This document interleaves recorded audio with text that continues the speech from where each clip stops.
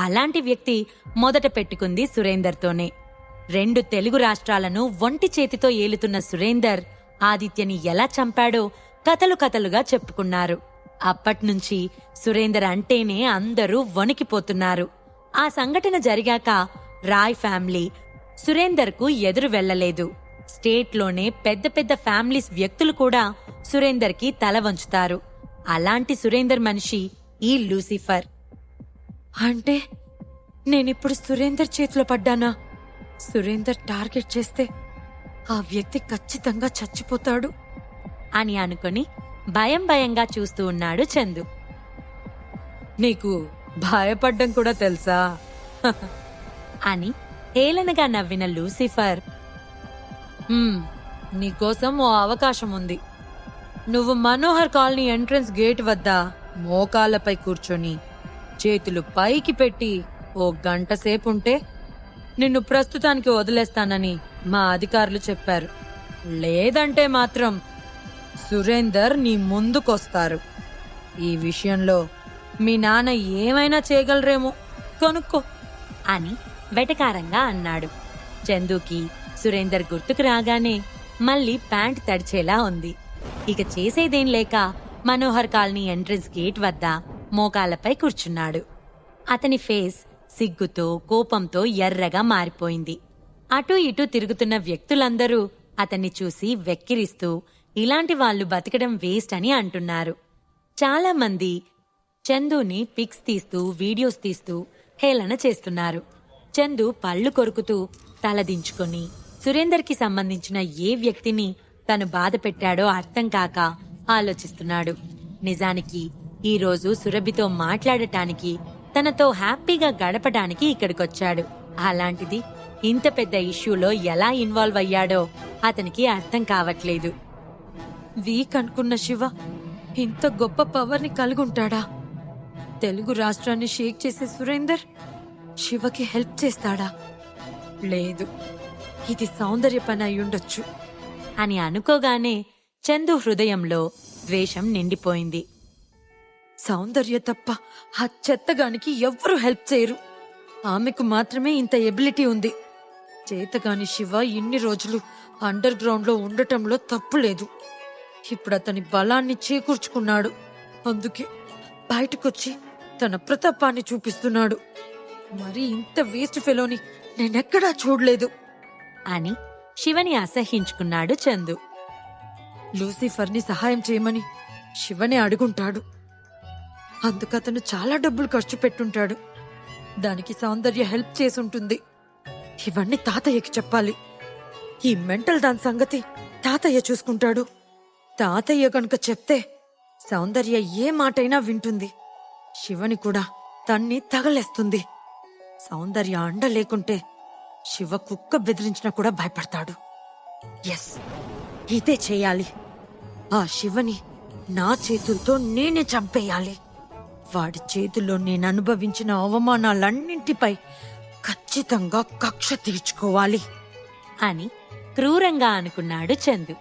మరోవైపు Shiva Rolls Royce కార్లో తన విల్లాకి వెళ్తున్నాడు. అక్కడ తను చేయాల్సిన కొన్ని పనులు ఉన్నాయి. విల్లాలోని మాస్టర్ బెడ్రూమ్ని రీమోడలింగ్ చేయడానికి ప్లాన్ చేశాడు.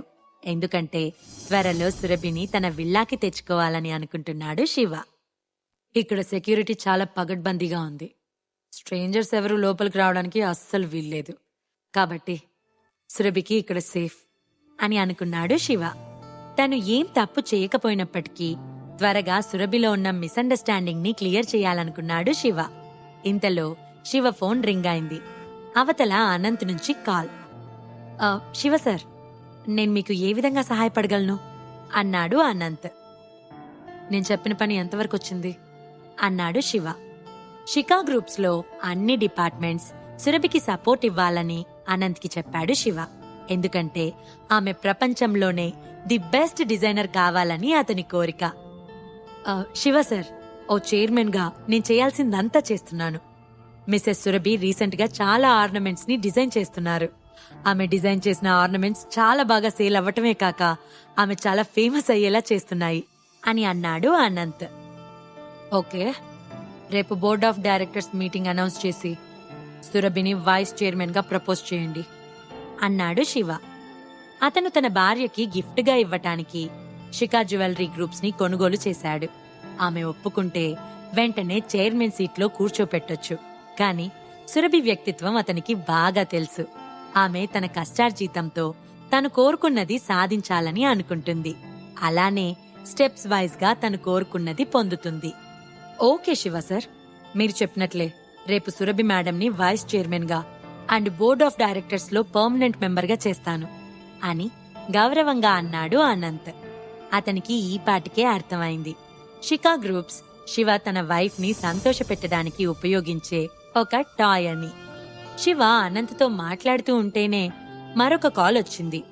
ఎవరా అని చూసిన శివ అక్కడ సురభి పేరు కనిపించగానే అనంత్, నేను మీకు తర్వాత కాల్ చేస్తాను అని కట్ చేసి సురభి ఫోన్ లిఫ్ట్ చేశాడు. Surabhi, are you okay?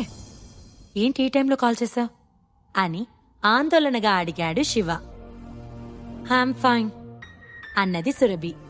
Shiva మెల్లగా నవ్వి ఏదో మాట్లాడబోతుండగా సురభి ఫోన్ కట్ చేసింది. శివ నిస్సహాయంగా నవ్వాడు.